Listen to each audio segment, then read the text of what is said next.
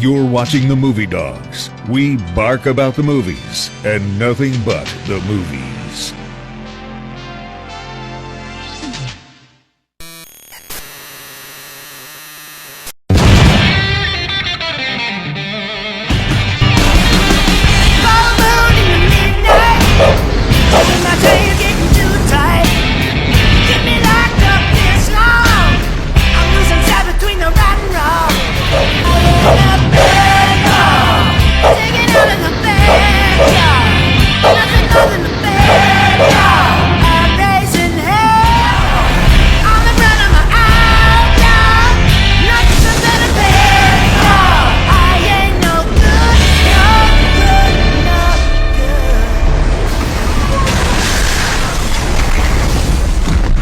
Welcome to the Doghouse. We take a bite out of the movies. Subscribe to the Movie Dogs and become part of our film-loving community. Hit that subscribe button and don't forget to click the bell for updates. See you in the next review.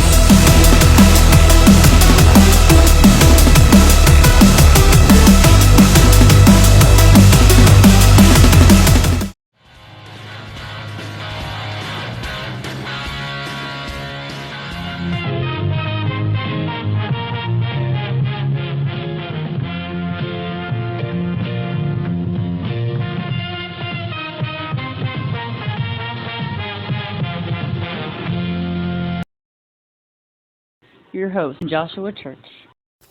Hey everybody, so with the release soon in a few weeks for Spider-Man Brand New Day, I figured we could do a little bit of a kind of retrospective on the Rami Spider-Man movies and how far we've come, since then. Now I remember years ago, before those movies existed, there was like all that speculation over, Spider-Man is, Columbia is going to do a Spider-Man movie. And the ideas of who's going to be cast. And of course, back then, it was always like the biggest star possible. So it'd be like Tom Cruise is going to be Peter Parker. And it was speculated for a very long time. And then all of a sudden, it was like, oh, they got a director. It's going to be Sam Raimi.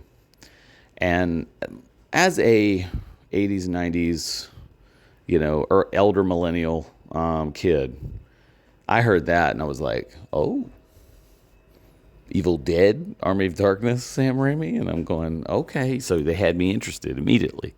meet Darkman. Like, you know, was like, okay, he might be able to do a Spider-Man movie. He's got that kind of quirky, kind of creepy, but kind of heartfelt. Like, he could pull it off, you know. And so, yeah, at first it was like, okay, you know, I'm in. And then they announced Tobey Maguire, and I remember going, okay, I don't know how I feel, but sure, I'm sure he's, you know, a good actor, because back then we didn't know. You know, the movie came out, and I just remember thinking, like, okay, yeah, this is perfect for the superhero movie at the time. Superhero movies at the time tended to be like, well, it's close but no cigar. You know, it used to be like our bar back then was very low. I'll admit that. Like, we did not have a high bar when it came to superhero movies, because we knew that they were going to lose so much in translation, that they weren't going to be like the comics, that we weren't going to have the stories that we wanted. And it was definitely a bummer on that side of always feeling like, you know, like we're never going to get the superhero stories that we wanted. And the thing that was kind of surprising about Spider-Man was, to me, Spider-Man is the epitome of how to do that right. Sorry, my dogs are like going crazy, not having any water, so I'm going to give them some water real quick.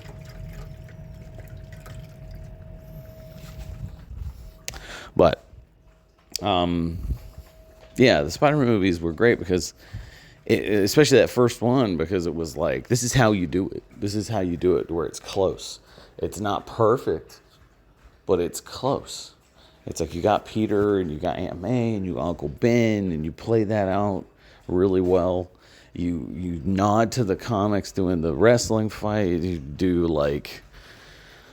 so much in that to get it set up, to get it to where we know who Spider-Man is, why his story is. And they really, like, Sam did a really good job of doing the emotional angle really well, and something he wasn't really known for. He was known for crazy camera angles and being Sam Raimi, you know, and being wild and kind of, and I thought this was his first time to actually shine as a dramatic director, and I thought he pulled it off amazingly. Of course, he had his Sam Raimi moments, and of course, you had William Dafoe being amazing Green Goblin, and absolutely killing that, to the point to where, you know, I could see Sam just like cackling madly, going, oh, this is going to be fun. We're going to do like he's talking to himself, you know, and all that kind of shit. But they did a really, really good job. And that first movie landed like with everybody. Everybody was like, yeah, superhero movies. And between that and X-Men, it was kind of good. But like the thing that was different about Spider-Man than the X-Men films was the X-Men films were like, oh, we're X-Men, but we're kind of embarrassed that we're X-Men. So it's like everything's black leather, and we're just... And Spider-Man, they could have done the same thing. They could have been like, oh, no, people don't want bright colors. Let's go black leather Spider-Man. He's going to look like he's wearing a black suit. But they didn't. They were like, no, bright red and blue. There he is in his tights, swinging around, and everybody freaking loved it. And then there's that sneaky Lucy Lawless cameo, you know, of like, oh, guy with 8 arms, kind of hot, you know, like, like she's in it, like crazily, you know, enough. But, and then, you know, Bruce Campbell being basically Mysterio, but we didn't know that yet. Of course, they never got to do that subplot, so it was kind of a bummer. But once you get to Spider-Man 2, Jesus Christ, did it like ramp up. And Spider-Man 2 is the best of the trilogy. And that one, you brought in Doc Ock, another character you think you wouldn't be able to do. Alfred Molina absolutely killing it as Doc Ock. You know, like James Franco being a really good Harry and doing a great job with that and building up to that villain arc. It like that second movie is goated for a reason. It works very well. You know, the Spider-Man No More stuff, all the, you know, Peter trying to find balance between his life and not. And of course can't, you know, not talk about J. Jonah Jameson and how perfect that guy was playing that role.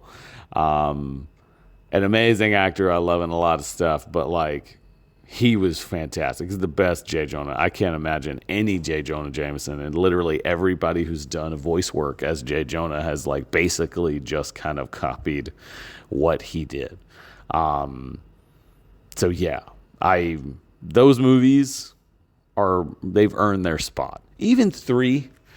Now at the time, we were so spoiled with 1 and 2 that 3 ruffled feathers, and people were like, I don't like it, I hate it, it's a stupid movie, blah blah blah.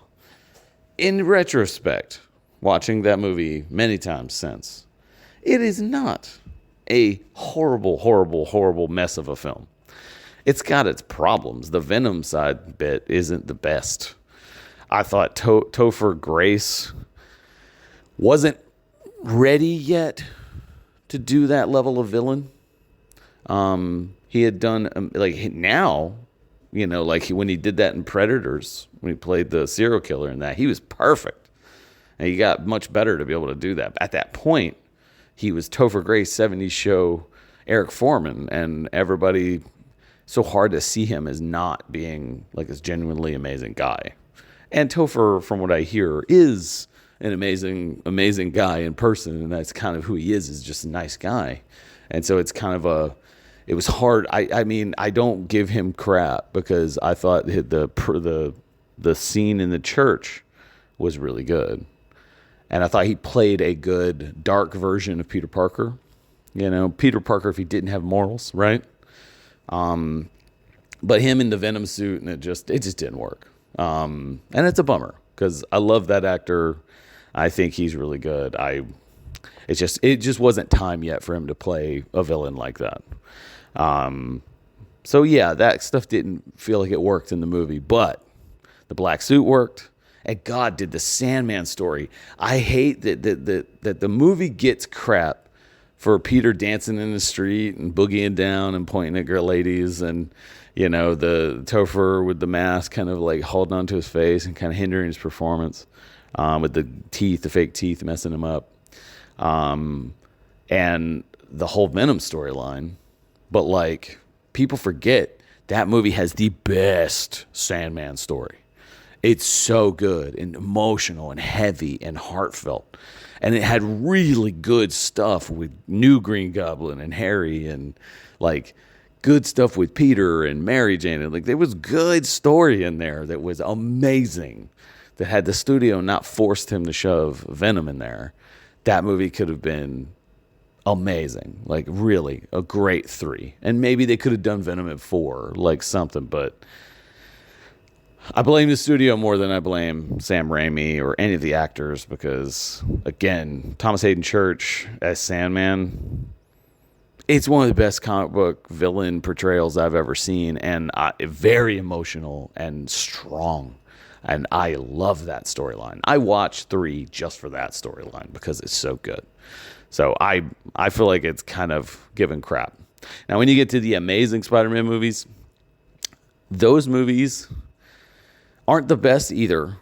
I did not like a suit in the first Amazing Spider-Man movie. But I thought that Andrew Garfield was phenomenal. He played a very good, probably the best quippy Spider-Man that we've had. His quips and his delivery of like Spider-Man in the suit, I thought he did a really, really, really good job, and probably one of my favorites as the fun, quippy Spider-Man.